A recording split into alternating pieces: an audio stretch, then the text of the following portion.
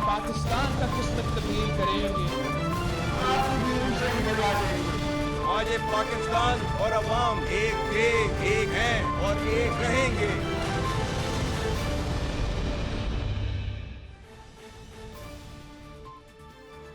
बिस्मिल्लाहिर्रहमानिर्रहीम। अस्सलाम वालेकुम नाज़रीन, मैं हूं कंबर ज़ैदी। आज का प्रोग्राम गरीदा साहिबा नहीं कर पाएंगी, उनकी तबीयत नासाज है। आज के प्रोग्राम की जो मेज़बानी है वो मेरे ज़िम्मे है। नाज़रीन, बानी पीटीआई ने एक और तारीख दे दी है। अब इतवार का दिन बानी पीटीआई की जानिब से दिया गया है। अगर इतवार के दिन तक उनके दो मुतालबात, जिसमें वो ये कहते हैं कि 26 नवंबर और 9 मई पे एक जुडिशल कमीशन बनाया जाए और उनके सियासी जो कारकुनान हैं, अभी जेल में कैद हैं, उनको रिहा किया जाए, इन पर कोई पेशरफ्त नहीं होती तो सिविल नाफरमानी की तहरीक चलाई जाएगी। ये सिविल नाफरमानी की तहरीक पहले मरहले में इसमें तरसीलाते ज़र जो कि रेमिटेंसेस बाहर के लोग भेजते हैं, खसूसन उनमें पीटीआई की बड़ी तादाद है, उनको रोका जाएगा। और बानी पीटीआई ये कहते हैं कि मैं कॉल दूंगा तो रेमिटेंसेस नहीं आएंगी। हमारा मुल्क ज़्यादातर बैंकों के कर्ज़ों के साथ साथ रेमिटेंसेस पे चल रहा है और इन तरसीलाते ज़र को रोकने से मुल्क को नुकसान होगा। बानी पीटीआई कहते हैं कि आप हमसे बात करें, मुज़ाकरात करें, मेज़ पे बैठ के ये तमाम मामलात को हल करें, लेकिन वो दो मुतालबात भी रखते हैं कि इन दो मुतालबात पे बात हो, उसके बाद फिर हम आगे चलेंगे कि हुकूमत को किस तरह से चलाया जाना चाहिए। पीटीआई इस टाइम कहती नज़र आ रही है कि उससे कोई बात करे, लेकिन दूसरी साइड से कोई पेशरफ नहीं है। हमने देखा कि स्पीकर कौमी असम्बली का एक बयान तो आया जिसमें वो ये कह रहे हैं कि मेरा घर भी हाजिर है, मेरा ऑफिस भी हाजिर है, आप आकर मुज़ाकरात कर सकते हैं, लेकिन कोई खातिर ख्वाह पेशरफ ना ही इस्टेब्लिशमेंट की जानिब से और ना ही हुकूमत की जानिब से हुई है। इस पर बात करेंगे आज। क्या सिविल नाफरमानी की तहरीक कामयाब हो सकेगी या नहीं हो सकेगी? इससे कबल भी इमरान खान सिविल नाफरमानी की कॉल दे चुके हैं, उसका क्या हाल हुआ था ये भी सब लोगों को मालूम है। दूसरी इंपॉर्टेंट चीज़, 190 मिलियन पाउंड का केस, बुशरा बीबी और इमरान खान साहब पे एक और तलवार लटक रही है, उसका फैसला जल्द आ जाना है। क्या वो फैसला it's written on the wall कि उनको सज़ा होगी? इस पर भी बात करेंगे। अब तहरीक इंसाफ के जो कुछ रहनुमा हैं वो अपने ही सोशल मीडिया के ख़िलाफ़ बोलते नज़र आ रहे हैं, जिनमें कुछ नाम बड़े वाज़े हैं। जिस तरह से शेर अफजल मरवत की बात करें, उन्होंने सोशल मीडिया पे काफ़ी तनकीद की। फवाद चौधरी कहते हैं कि इमरान खान साहब का अकाउंट जो है वो बैरून मुल्क से ऑपरेट नहीं होना चाहिए, उसको पाकिस्तान से ऑपरेट होना चाहिए। सोशल मीडिया की वजह से पीटीआई को तनकीद का सामना भी है, गाली गलोच का कल्चर भी वो कहते हैं, कुछ रहनुमा कहते हैं हम उससे डिस्टेंस करना चाहते हैं। ये मामलात भी पीटीआई के अंदर चल रहे हैं, इस पर भी बात करेंगे। तीन जो रहनुमा मेरे साथ मौजूद हैं आज, उनका मैं आपको तारीफ़ करा देता हूँ। हमारे साथ स्टूडियो में मौजूद हैं अब्दुल समद याकूब साहब, रहनुमाए पीटीआई के। हमें ज्वाइन किया है उज़्मा कारदार साहिबा ने, मुस्लिम लीग नून की रहनुमाए। कादिर मंदो खेल साहब हमारे साथ मौजूद हैं, रहनुमाए पाकिस्तान पीपल्स पार्टी के। आप तीनों मौजूद मेहमानी ग्रामी का शुक्रिया। स्टार्टिंग फ्रॉम यू, एक और सिविल नाफरमानी की कॉल, क्या ये कॉल कामयाब हो सकेगी? देखिए, कॉल्स हमारी जो हैं, जितनी भी कॉल्स हमने दी है वो कामयाब कॉल्स ही थी, उसको आप नाकाम नहीं कह सकते। जिस कॉल्स के नतीजे में जो है पूरे मुल्क को बंद कर दिया जाए, जिसमें वो यूनिवर्सिटियां बंद कर दें, ट्रांसपोर्ट बंद कर दें, तो उसको ये नहीं कह सकते कि नाकाम। दूसरी बात ये कि ये एक जो सिविल नाफरमानी या सिविल डिसओबीडियंस है, इसकी तो दुनिया की लिबरल डेमोक्रेसी में इसको बड़ा अप्रिशिएट किया जाता है। गांधी जी ने जो है वो उन्होंने भी सिविल डिसोबीडियंस की कॉल दी थी। अब अगर एक सिविलाइज्ड एक सोसाइटी और जिसमें एक सिविल नाफरमानी जो है वो खुदा ना खास्ता इस तरह से नहीं है कि आपने जाके जो है ना कोई कानून तोड़ना है या किसी उसमें, अगर हम रेमिटेंस की बात करें, लेट से अगर रेमिटेंस की बात करें, जब गवर्नमेंट के ऊपर डिस्ट्रस्ट हो जाए तो अब डिस्ट्रस्ट का इजहार जो है वो किसी ना किसी एजिटेशन की सूरत में है, अगर आप देंगे तो उसमें आप ये नहीं कह सकते कि सिविल डिसोबीडियंस जो है ना वो गैर जमहूरी तर्ज अमल है। ये प्योरली डेमोक्रेटिक मूव है। और अगर इसी तरीके से आप ये कहते हैं कि मुल्क को नुकसान होगा, क्या मुल्क को कॉन्स्टिट्यूशन वायलेशन से नुकसान नहीं होता? क्या एक शख्स की 5 दिन की जो उसकी आज़ादी है उसको सलब करने से नुकसान नहीं होता, जो पाकिस्तान का सबसे मकबूल तरीन लीडर है?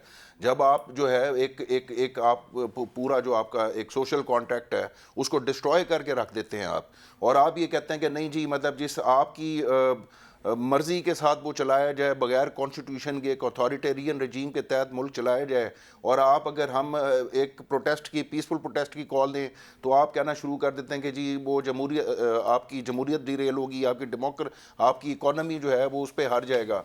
तो इस तरह की जो इस आप वो माहौल पैदा कर दें कि जिसमें जो है ना किसी को सिविल डिसओबीडियंस की कॉल देनी आपकी पड़े। बात बिल्कुल दुरुस्त है कि एक ऐसा माहौल तो होना चाहिए कि आपको उस ब्रीथिंग स्पेस मिले। आपने कहा कि सिविल नाफरमानी की कॉल और हमारी तमाम कॉल्स कामयाब हुई। कौन सी कॉल कामयाब हुई? आप देखिए, अगर आपकी कामयाब कॉल होती, आपके सियासी कैदी बाहर होते, आप अपने लीडर्स को, जो इमरान खान साहब जेल से बयान देते हैं, वो इस टाइम आप लोगों के मरहूने मिन्नत ना होते कि बार बार कोई नई कॉल दें और उसके बाद फिर कुछ ना कुछ हो। देखें, अगर तो कामयाबी और नाकामी की कसौटी या म्यार ये रखना है तो फिर आप 16 अगस्त कामरानी की कसौटी का म्यार आपके वो मुतालबात हैं जो आप हर टाइम करके आते हैं लेकिन वो पूरे नहीं होते हैं। नहीं, वो मुतालबा कायद-ए-आज़म मोहम्मद अली जिन्ना ने 16 अगस्त 1946 को जो नेशनल इलेक्शन डे करार दिया था, क्या 17 अगस्त को पाकिस्तान बना था? 1 साल लगा था उस कॉल के नतीजे में पाकिस्तान का वजूद क़याम में आया। तो वो भी एक एजुटेशन थी।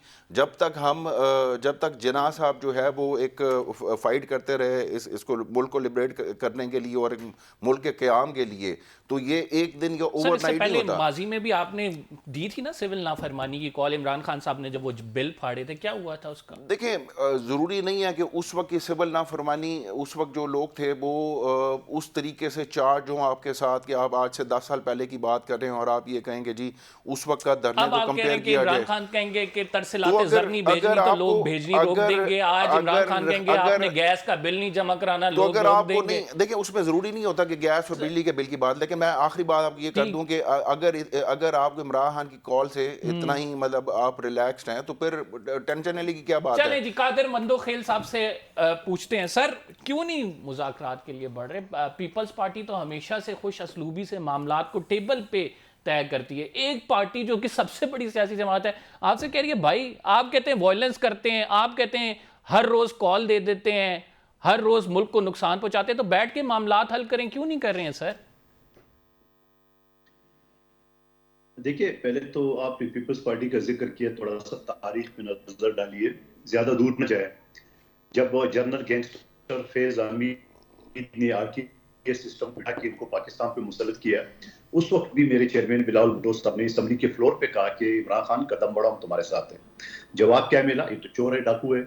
उसके बाद 2024 का इलेक्शन है, जो भी इलेक्शन हुआ, तब मैं खुद आपके सामने विक्टिम बैठा हूँ। मुस्तफ़ा कमाल एमक्यूएम को यहाँ जाली वोटों से उसको डिक्लेयर कर दिया है। उसके बावजूद मेरे सदर आसिफ अली जरदारी साहब ने ज्वाइंट सेशन से खिताब करते हुए ये कहा कि आइए मुज़ाकरात करने। जवाब क्या मिला? असब तरबियत।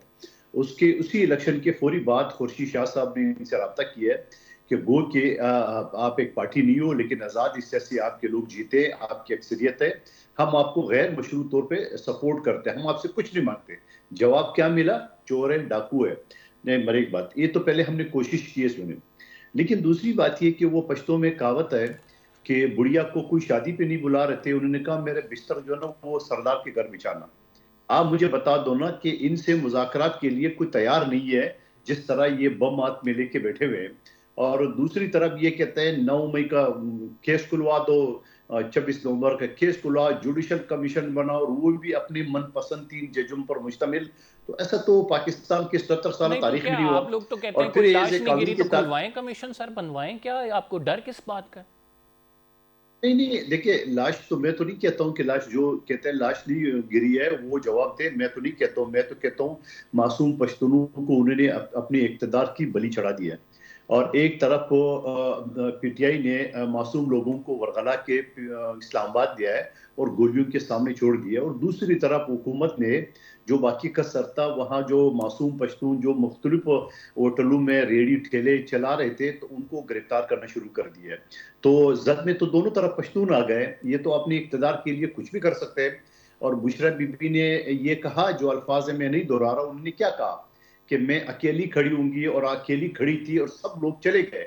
वो जो गालियां दी मैं नहीं रिपीट करूं, तो का आया उन्होंने समद साहब, उन्होंने कोई लिस्ट बनाया कि उस गाली की इज्जत में कौन आ रहा है, और खुद समद साहब से पूछो ये कहाँ थे उस वक्त। और फिर मैं ये कहूंगा साथ में, मैं नहीं चाहता हूं अल्लाह न करे किसी आदमी को खराज तक ना जाए, मगर ये कैसे गोली है कि न एमपीए मरता है, न एमएनए मरता है, न सेनेटर मरता है, न कोई बड़ा आदमी मरता है और गरीब आदमी मरता है। तो आप ये सवाल सारी चीज है, और फिर इनकी जो बयानात है वो आपके सामने है। तो इसके बाद मैं ये समझ रहा हूँ कि अभी पीपल्स पार्टी इस बात पे यकीन करती है कि आप मुज़ाकरात करें, बात करें। आपने 5 रुकनी कमेटी बना ली है और फिर छोड़ दी है। किसी को समझ में नहीं आ रही है कि ये जनरल फैज से मुज़ाकरात कर रहा है, जनरल आसिम मुनीर से कर रहा है, किससे कर रहा है। और कई दिनों के बाद उनकी बात है, नहीं जी हम तो हुकूमत से करना चाह रहे हैं। भाई आपने जो कमेटी बना ली है, स्पीकर एक न्यूट्रल आदमी बैठे हैं, जाए स्पीकर को खुद जो है ना वो बीच में कूदना पड़ा, ऑफर देना पड़ा। दूसरी बात, जी एक जुमला दूसरी बात ये कैसे मुज़ाकरात है कि आप धमकी भी दे रहे हो, शराइत भी रहे हो। मुज़ाकरात तो गैर मशरूत होते हैं, जब आप टेबल पे बैठे तो जरूर अपने मुतालबात रख ले, शर्त नहीं होता है मुज़ाकरात में। दूसरी बात, एक हाथ में बम है, दूसरा हाथ मिलाने की बात कर रहे हैं। एक तरफ आपके सिविल नाफरमानी की हम तहरीक शुरू करेंगे इतवार की रात से, क्योंकि पीर के दिन इमरान खान साहब पे केस ऑर्डर कर रखा हुआ है, और दूसरी तरफ आप कहते हैं मुज़ाकरात करो। और फिर आखिरी बात, ये सिविल नाफरमानी किस बला का नाम है? क्या पता है अब्दुल समद साहब की इनकी पार्टी को? इसका मतलब डिसओबीडियंस खुद का इंग्लिश में, इसका मतलब ये है कि कोई हुकूमत को हम नहीं मानते, कोई बिल जमा नहीं करेंगे। क्या खैबर पख्तूनख्वा में इनकी हुकूमत है, वो अपनी खिलाफ सिविल नाफरमानी की तहरीक का ऐलान करेंगे या तो इस्तीफा दे दें? मैं इनसे जवाब ले लूंगा, लेकिन उज़मा साहिबा से जानना ये ज़रूरी है। उज़मा साहिबा, एक तरफ तो आप लोग बयान देते हैं कि स्पीकर चैम्बर भी हाजिर है, स्पीकर हाउस भी हाजिर है, फिर आप कहते हैं कि आप अपना असम्बली में आके रवैया अच्छा करें, गाली गलोच का कल्चर ख़त्म करें। फिर जब वो बेचारे कहते हैं कि आएँ हमसे बैठ के बात करें, हम जो है उस रियासत हम पर तशद्दुद कर रही है, हमें साइड लाइन किया जा रहा है, तो आप फिर बात भी नहीं करते हैं। फिर आप आवाज़ें कसते हैं कि ये देखा, ये आ गए ना टेबल पे, यही थी बस, करो ना जाके तुम एहतजाज, दो ना कॉल। तो ये क्या रवैया है? बिस्मिल्लाहिर्रहमानिर्रहीम। बहुत शुक्रिया जैदी, आपने मुझे इनवाइट किया। एक तो जैदी मुझे समझ नहीं आती है कि ये मंत्रा क्या है कि जी सबसे पॉपुलर लीडर, सबसे बड़ी जमात पाकिस्तान की, ये कहां से आप एदाद शुमार लेके आते हैं? अगर आप देखें, अब वोटों को आप उस पर नजर डालें, टोटल इनका 1 करोड़ वोट था, ठीक है। अब पार्लियामेंट में जो बाकी लोग बैठे हुए वो 2.5-3 करोड़ वोट लेके आए, तो ये कहां से सबसे बड़ी जमात बन गई? जरा मुझे कोई थोड़ा सा मुझे कोई लॉजिकली कोई बता दे। आप ये जुडिशल कमीशन की बातें करते हैं, आप पहले जुडिशल कमीशन पारा चनार में जो 100 शहीद हुए उनके लिए बनाए कि वहां पे हुकूमत, केपी की हुकूमत ने क्यों लावारिस छोड़ा हुआ था, क्यों वहां पे अभी तक जो लोग हैं वो उनकी जिंदगी जो है वो खतरे में है और वो परेशानी की आलम में है। उधर पहले जुडिशल कमीशन बने, जिस सूबे के वो चीफ मिनिस्टर है, जिसकी जिम्मेदारी उनके कंधों पे है, एक जुडिशल कमीशन वहां भी बना दें। देखें, हम सर तोड़ पोलियो कैंपेन चला रहे हैं क्योंकि पाकिस्तान ये जंग दोबारा लड़ रहा है, तो एक जुडिशल कमीशन बनाए। केपी का जो सीएम है उसके हल्के की, वहां पे रोज एक पोलियो केस बढ़ जाता है, 9 पोलियो केसेस हो गए वहां पे। एक बनाए जुडिशल कमीशन कि क्यों नहीं वहां पे कोई सर जोड़ के तो पोलियो कैंपेन चला रहा, क्यों नहीं वहां पे ये जिस तरह पंजाब ने कंट्रोल किया हुआ पोलियो, क्यों नहीं वहां पे क्यों वो आग की तरह फैला रहे हैं वहां पे? इन चीजों पे भी जरा जुडिशल कमीशन बना दें। अच्छा, दूसरे मेरी बात सुने, ये जब 2022 में इनकी हुकूमत गई थी, कोई किसी ने इनको हर चीज की इजाजत थी, एहतजाज भी करते थे, सारा भी किसी ने इनको नहीं रोका। हमने इनको मशवरा दिया था कि आप रियासत पे हमला करें, आप नेशनल सिक्योरिटी के जो इदारा है जीएचक्यू पे हमला कर दें, आप जिना हाउस को जला दें, शोहदा के मसबा। हमने इनको मशवरा दिया था कि ये आए और लश्कर कशी कर दें वफाक पे और अपनी पूरी केपी की पुलिस और जत्थे ले आए, असले से जो लेस हो। मुराद सईद क्यों भागा हुआ है? तो बना दें ना, इस पे जुडिशल कमीशन बना के तहकीकात करा के ऐलान कर दें कि ये सच है, ये दूध का दूध पानी का पानी हो जाए। क्यों नहीं बना रहे हैं आप लोग कमीशन? जैदी, मेरी बात सुने, इनको जुडिशल कमीशन इसलिए याद आ रहा है क्योंकि जस्टिस अमीनुद्दीन का फैसला आ गया है, 7 मेंबर बेंच का फैसला आ गया है कि मिलिट्री कोर्ट्स में 85 लोगों का ट्रायल होगा। ये इसलिए पांव पड़े हुए हैं, ये इसलिए ये कभी एक की मिन्नत कभी दूसरे की मिन्नत। और अयाज सादिक ने जो बात की है, उन्होंने बात की है कस्टोडियन ऑफ द हाउस, वो स्पीकर हैं, और जो वो बात कर रहे हैं पार्लियामेंटेरियंस के लिए। इनके 100 से ज्यादा बैठे हुए एमएनए दो डाकू है, जमहूरी रवैया है, जमहूरी रवैया है तो आप आए, आप वो फोरम इस्तेमाल करें जिसकी बारात भी आप ले रहे हैं, जिसकी तनख्वाहें आप ले रहे हैं, जिसके आप स्टैंडिंग कमेटी के चेयरपर्सन बने हुए हैं। अच्छा, और गाड़ी मुझे ये बताएं, मुझे एक सिंपल सी बात बताएं। चलें, हम 9 मई के केसेस के हवाले से कहते हैं कि वो मामला, मैडम एक सिंपल सी चीज़ है बड़ी, कि 9 मई के केसेस के हवाले से हम कहते हैं कि वो छोड़ना आप लोगों के बस में नहीं है। वो अदालतों में मामला चल रहा है, चलें अदालतों से उसके फैसले होने। ये जो मामला है जुडिशल कमीशन 2 डेट्स की, एक तो 26 नवंबर का वो कह रहे हैं, या आप कहते हैं कि कुछ नहीं हुआ, वो कहते हैं कि भाई हमारे बंदे मारे गए। दूसरा वो 9 मई का जो कह रहे हैं, आप कहते हैं कि जी 9 मई को रियासत के खिलाफ इन लोगों ने बगावत की। तो सर इसकी तहकीकात के लिए आप कमीशन तरतीब देने में क्यों रिलेक्टेंट हैं? 26वीं आईनी तरमीम के बाद वो जो सब कुछ आप चाहते थे वो भी हो गया है, अभी भी हुकूमत क्यों रिलेक्टेंट है? समझ नहीं आई मुझे ये बात। देखिए, बात सारी ये है कि हम सुप्रीम कोर्ट के फैसले पे जाएंगे। अब वो फैसला आ गया, ये 1 साल सुप्रीम कोर्ट के पीछे छुपते रहे। कौन सा फैसला आया है? अब का फैसला आया है कि मिलिट्री कोर्ट्स में इनके ट्रायल्स होंगे। नहीं आया ये, लोग हैं, वो तो फैसला ये आया है, वो तो उसका फैसला ये आया है कि मिलिट्री कोर्ट्स में जो ट्रायल अब तक हो चुके हैं उनको अनाउंस करना है, और वो भी subject to the decision of supreme court है। वो हो गया ना, वो भाई साहब हो गया है। और वो अब मैडम नहीं हुआ। वो हुकूमत ने असूली फैसला किया है कि जब वो फैसले आ जाएंगे उसके बाद जो भी लोग होंगे चलें ठीक है, उसके बाद आप करेंगे। जी समझ गया। एक मैं आपको बता दूं, एक जो रेंजर्स एहलकार है उसके सर पे गोली लगी थी और उसकी अब जो है शहादत हो गई है। हमारे पास ये अभी ताज़ा खबर आई है।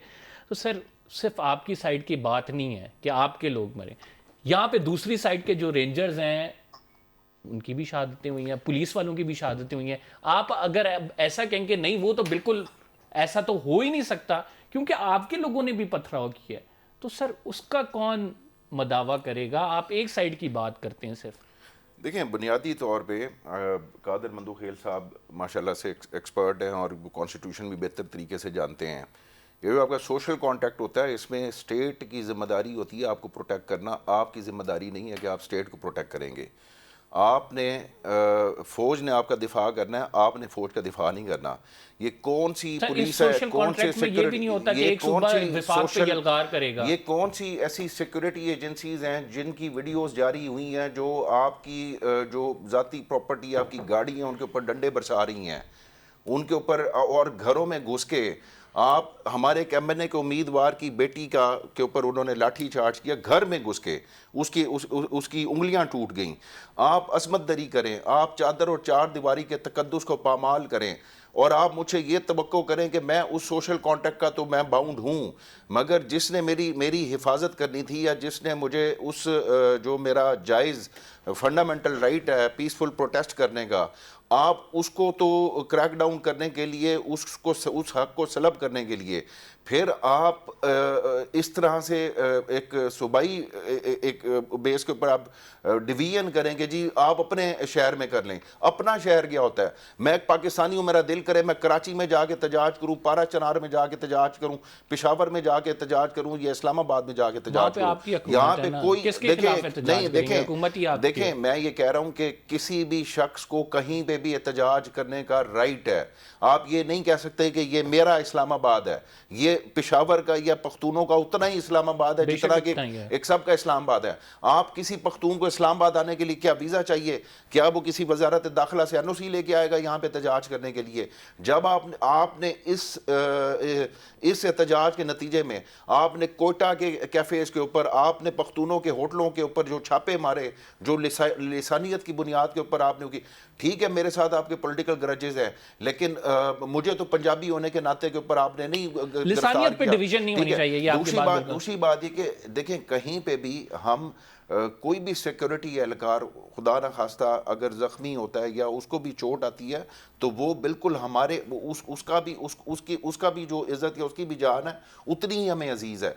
लेकिन जब आप कन्फ्रंट जब आप लोगों पे पर्चे होते हैं, फिर आप जब आप वायलेशन में जाएंगे, जब आप कन्फ्रंट करेंगे, मेरी बात सुने, आप एक के हाथ में बंदूक दे दें और उसको गोली चलाने का हक दे दें और मुझ नहते को कहें कि मैं सिर्फ गोलियां खाता रहूं, ठीक है जी, मैं अगर एक एक शख्स मेरे ऊपर गोलियां चला रहा है तो क्या मैं पत्थर भी उठा, मैं कंकर भी मारने का मजाज नहीं हूं? तो इस तरीके से ना करें। अगर आपने उस सोशल कॉन्ट्रैक्ट को की बाइंडिंग जो है वो दोनों के ऊपर है। नाज़रीन, हमने एक छोटा सा ब्रेक लेना है। We will be right back after this short break. Welcome back नाज़रीन। बात करेंगे 190 मिलियन पाउंड केस पर। आपसे कादिर साहब जानना चाहता हूँ, सबसे इम्पॉर्टेंट चीज़ जो है अभी राइट नाउ जो आने वाले दिनों में होने वाली है, वो एक और फैसला जो कि 190 मिलियन पाउंड का है, और इस फैसले से बज़ाहिर लग रहा है ये बहुत सारी चीज़ें चेंज होंगी। उसकी वजूहत ये हैं कि जैसे पहले केसेस में सज़ा हुई है, इसमें भी इमरान खान साहब को सज़ा एक्सपेक्टेड है, बुशरा बीबी को भी एक्सपेक्टेड है। आप क्या समझते हैं कि इस सज़ा के बाद अगर होती है तो दोबारा से बुशरा बीबी जेल में होंगी, इमरान खान साहब पे मुश्किल वक्त रहेगा? किस तरह से देखते हैं इस पूरे केस को और आने वाले दिनों में जो इसके फैसले के बाद हालात बनेंगे? देखिए ज़ैदी साहब, फैसला तो मुझे नहीं पता कि क्या फैसला आने वाला है, क्योंकि जारी बात है कोर्ट में केस फैसला महफूज है, तो क्या आएगा मुझे और आपको नहीं पता। हाँ, अलबत्ता कोई पेशन गोई करना चाहे वो उनका हक है, लेकिन मैं कानून का तालिब इल्म में इस तरह बात नहीं करूंगा। लेकिन आपने जो अगला सवाल किया कि अगर वो फैसला इनके खिलाफ आता है तो क्या बुशरा बीबी गिरफ्तार होगी? यकीनन गिरफ्तार होगी। अगर उसको सजा होती है तो यकीनन गिरफ्तार होगी, जारी बात है फिर वो सजा याफ्ता होंगे। लेकिन मैं ये समझूं कि ये कादिर साहब, आपने बात बड़ी ज़बरदस्त की है कि आपको नहीं पता, लेकिन अनफॉर्चुनेटली जो अंदाजे लगाए जाते हैं ना पीटीआई के, वो बड़े दुरुस्त साबित होते हैं। वो कहते हैं कि ये देखो अबे हमें अगले दिन सज़ा हो जाएगी, तो सज़ा हो जाती है। वो कहते हैं ऐसा हो ही नहीं सकता कि हमें छोड़ दें, लेकिन वो छोड़ा नहीं जाता और सज़ा फिर आपको पता है कि 10-10 साल भी हुई है, एक दिन में भी हुई है, 24 घंटों में केस मुकम्मल करके भी हुई है। तो ये फैक्ट्स भी हमें देखने और लोगों तक पहुँचाने भी हैं। ज़ैदी साहब, माजरत के साथ, अगर आपको पता है कि ये पेन आपने चोरी की है और आपको पुलिस गिरफ्तार करके अदालत में कर ले, तो आपको तो पता है कि मैंने चोरी की है, इस वजह से आप अपने बारे में तो पेशेंगोई कर सकते हो, क्योंकि आपको पता है आपने चोरी की है।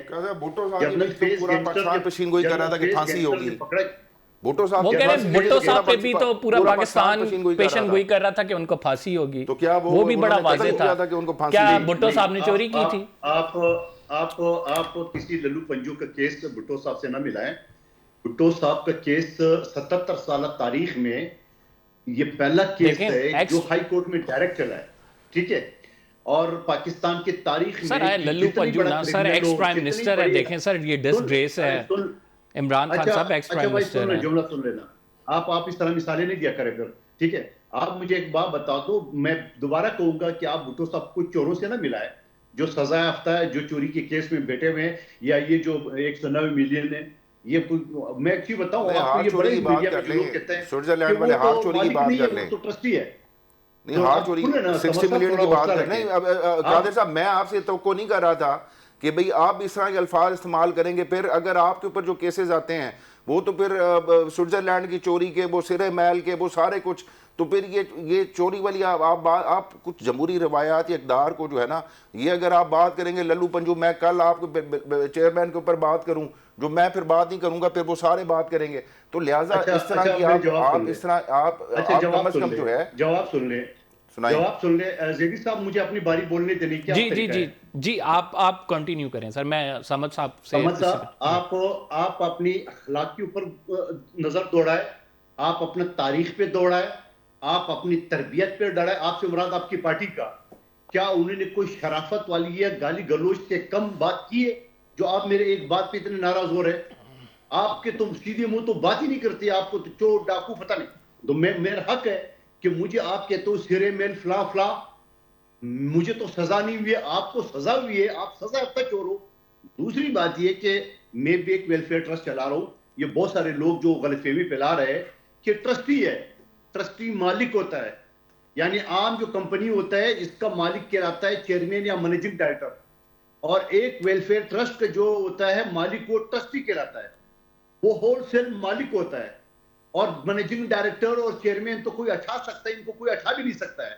तो ये बात कहना कि वो तो ट्रस्टी है, तो ट्रस्टी मालिक होता है, और वो मलिक रियाज के साथ मिलके कहां से पैसे किधर लाए वो एक अलग बात है। अब आपको जो सवाल था आपको तो सवाल तक के सवाल ही बुला दिए। आपको जो सवाल था जिस हवाले से ये कैसे पता है, तो मुझे दूसरी बात ये बताओ, दूसरी बात मुझे बताओ, भुट्टो साहब का आप हवाला दिए, भुट्टो साहब का एक डिक्टेटर के दौर में और तारीख में पहली मर्तबा कोई मुकदमा डायरेक्ट हाई कोर्ट पे चला है, और अभी चंद दिन पहले चीफ जस्टिस सुप्रीम कोर्ट ने कहा कि कभी ये केस चल नहीं सकता था, और अल्हम्दुलिल्लाह आपके गंडपुर ने तो बड़ा गंद उछाला, जो उसकी तरबियत थी उसके मुताबिक उसने गंद उछाला।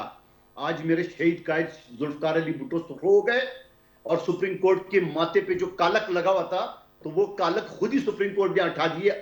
ना हमने लगाया ना हमने उतारा, सुप्रीम कोर्ट ने अपने चेहरे पे कालक लगाया और फिर खुद ही उतारा उसे। लेकिन वो भी ये कहते हैं ना कि अदालतें आप कालक लगा रही हैं। आप कह रहे हैं कि डिक्टेटर के दौर में हुआ, पीटीआई कहती है कि अब कौन सी बहुत ज्यादा जमहूरियत है मुल्क में, वो कहते हैं कि आप कहते हैं कि आपके दौर में हुकूमत को हुकूमत नहीं कहेंगे। सर आप कहते हैं कि आपके हुकूमत ज़ियाउल्लाह के दौर में है, अभी के दौर में ना चले इलेक्शन कमीशन है जिसके रिजल्ट में आप पुख्तनख्वा में हुकूमत है, उसी इलेक्शन के रिजल्ट में। बात तो ये हमने तारीख से क्या सीखा है, हमने तारीख से क्या ये सीखा है, तारीख से हमने ये गाली गलोच जो है ना, ये कभी तारीख में नहीं हुई है।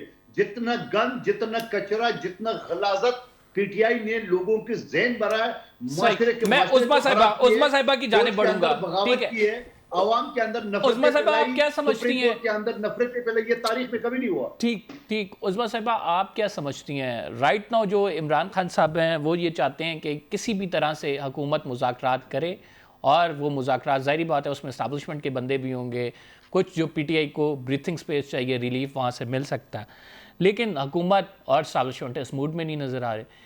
क्या कोई सब्सटेंशियल चेंज आएगा, क्योंकि इमरान खान साहब के केसेस भी हैं अदालतों में, और फिर आने वाले दिनों में आप लोगों को भी एक साजगार माहौल चाहिए मईशत को रन करने के लिए, तो बेहतर ये भी है आपके लिए कि आप लोग बैठकर इस मामले को हल करें, क्यों नहीं हल करना चाहते हैं?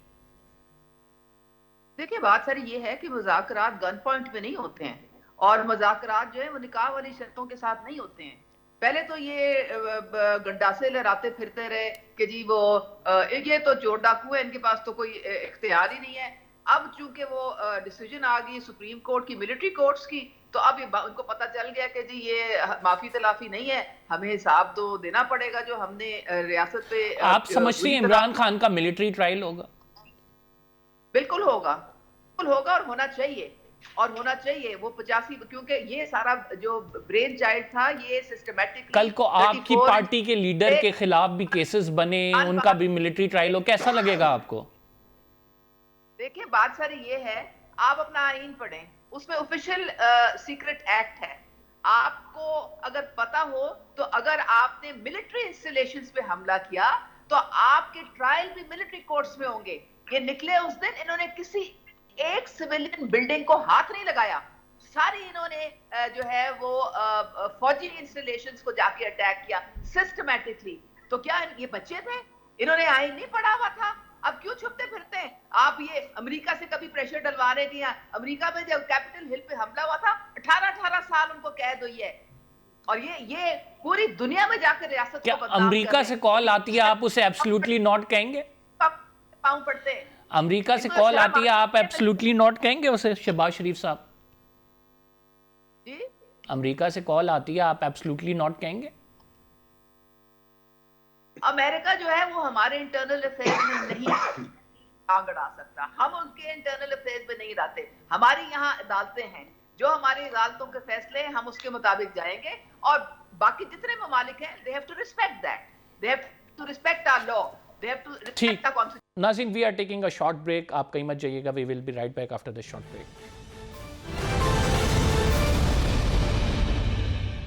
वेलकम बैक नाज़रीन। साहब आपसे वेरी क्विकली, सोशल मीडिया पे आप लोगों का जो एक ब्रिगेड है, आपकी रहनुमा कह रहे हैं कि वो गाली गलोच का कल्चर करते हैं और उसने हमारी पहचान ऐसी बना दी है। हमारी पहचान ऐसी नहीं है, हम हाथ खड़े करते हैं, कोई ताल्लुक नहीं है। देखिए, अब सोशल मीडिया की बात आती है तो एक डिवाइड जो है वो एक लाइन ड्रॉ करनी पड़ेगी कि एक हमारा ऑफिशियल सोशल मीडिया पीटीआई के हैंडल से, जो इमरान खान के पर्सनल हैंडल से जो चीज़ इशू होती है, और एक वो कंटेंट है जो स्प्रेड होता है, जो वायरल होता है, जो किसी का भी हक है, जो बाहर बैठा है उसके ऊपर बाहर का लॉ इम्प्लीमेंट होता है, उसके ऊपर पाकिस्तान का नहीं हो सकता अगर किसी ने पाकिस्तान में बैठ के। लेकिन मैं इस बारे में बड़ा कैटेगोरिकली जो है ना वो क्लैरिटी के साथ, आपने शेर अफजल मरवत का जिक्र किया या किसी और पीटीआई रहनुमाओं का जिक्र किया, मैं बिल्कुल मैं उनकी स्टेटमेंट से उनके टीवी शोज़ के ऊपर बड़ा कैटेगोरिकली उनको डिसऑन करता हूँ। पार्टी पॉलिसी जो है हमारी वाज़ेह है कि हम अपनी सोशल मीडिया जो ऑफिशियल पॉलिसियों से 1 इंच पीछे नहीं हटेंगे। हम इस जुल्म के ख़िलाफ़ इसी तरह का जारियाना रवैया जारी रखेंगे। अगर किसी को कोई गलत फहमी है या कोई जो है वो गुड कॉप के तौर पे आके शेर अफजल मरवत जैसे आप समझते हैं इमरान खान साहब का अकाउंट बाहर से ही ऑपरेट होना चाहिए? बिल्कुल होना चाहिए, कहीं से भी ऑपरेट हो, ये उनका हक है। वो उनका जो जिब्रान लिया साहब अगर ऑपरेट करते हैं उनकी मर्जी, वो कहीं से भी ऑपरेट हो। मेरा पर्सनल अकाउंट तो गाली गलौज और सारी मैंने गाली गलोच की बात नहीं की, मुझे मेरी बात पूरी करने दें। मैंने गाली गलोच की बात नहीं की, मैंने आपको पूरा मौका दिया कि आप अपनी बात कंप्लीट करें। मैंने आज आपको इंटरप्ट नहीं किया, वरना देखिए मेरी बात सुने, मैंने आपसे वाजे कहा कि भाई हमारी सोशल मीडिया पॉलिसी, हम उससे पीछे नहीं हटेंगे। हम वो अगर जहरियाना आपको लगती है, अग्रेसिव लगती है, तो आप अपने अदाओं पे गौर करें। जिस दिन आप ये अगर आप ये जुल्म और सितम जो 2.5 साल से आपने शुरू किया है, अगर आप ये बंद करेंगे, अगर आप हमारी इज्जतों को पामाल नहीं करेंगे, अगर वो नहीं करेंगे, तो फिर आप जो है वो म्यूजिक फेस करेंगे, आपको भी वो म्यूजिक सुनना पड़ेगा। फिर आपको इमरान खान की जो मसला ये है कि फिर आपको इमरान खान की ट्वीट जो है ना वो गोली की तरह लगेंगी। वो कहते हैं इमरान खान की ट्वीट्स गोली की तरह लगती हैं, इस वजह से ये सब कुछ होता है। जी उस्मा साहिबा, क्यों आप लोगों को ये गोली की तरह लगती हैं ट्वीट्स? क्यों आप इनका सोशल मीडिया बंद करना चाहते हैं? एक वही तो बोल रहे हैं, उसको भी बंद कर रहे हैं आप। देखिए ये मरियम नवाज का अकाउंट नहीं है जो 5 महीने के लिए खामोश करा दिया जाए। आप उन 5 महीनों का गंडापुर को बोले जाके तो अपने वहां पे पोलियो के केसेस का वहां पे हिसाब किताब करे। ये मरियम नवाज का अकाउंट नहीं जो 5 में जो खान साहब जेल में बैठे हैं तब भी आप अकाउंट खामोश नहीं करा सके। आपको तो कोई परवाह ही नहीं है वहां पे के लोग मरे डूबे, ना किसी के पास कोई तालीम का। जी कादिर साहब, आपका फाइनल इनपुट लेता हूं इस तमाम मामले पर, उसके बाद क्लोज करेंगे। मैं तो पीटीआई से ये कहना चाह रहा हूँ, आज खैबर पख्तूनख्वा पूरा का पूरा आग में जल रहा है। आज जो मेरे भाई पूछ रहे थे, पाड़ा चिनार जिसको करम एजेंसी कहता है, खुरम एजेंसी, और वहां 151 से ज्यादा शहादतें हो चुकी है और सैकड़ों लोग जख्मी हो चुके हैं। वहां एक इलाके के लोग जिसने पेशावर आना हो तो वो अफगानिस्तान के रास्ते से आता है। वहां 72 रोज से जो है ना वो वहां पे ट्रैफिक रास्ते सब बंद है। वहां 29 बच्चे, कल कौमी असम्बली में बाकायदा सरकारी फिगर आए, 29 बच्चे जो है ना वो जान से गए, दवाइयां न मिलने की सूरत में। और फिर ये बाकी लास्ट मिनट है, वेरी क्विकली आप सम अप कर दें, वेरी क्विकली सम अप कर दें, लास्ट मिनट। मैं ये कहना चाह रहा हूं कि पीटीआई को अल्लाह का वास्ता देता हूं कि वो खैबर पख्तूनख्वा के अवाम पर रहम कर रहे, वो दारुल खिलाफा पे चढ़ाई की बजाय पहले अपनी सूबे को संभाले। ठीक, आप लोगों का बहुत बहुत शुक्रिया। पीटीआई को फोकस करना चाहिए खैबर पख्तूनख्वा पे, लेकिन पीटीआई की जानिब से एक और कॉल दे दी गई है। इतवार के दिन तक अगर उनके मुतालबात पूरे नहीं हुए तो सिविल नाफरमानी का पहला फेज शुरू होगा। क्या पीटीआई कामयाब होती है या नहीं, इस पर हमने डिबेट की। फिलहाल के लिए इतना ही। कंबर ज़ैदी को इजाज़त दीजिए, अगले प्रोग्राम में आपसे मुलाकात होगी। अल्लाह ने के बाद।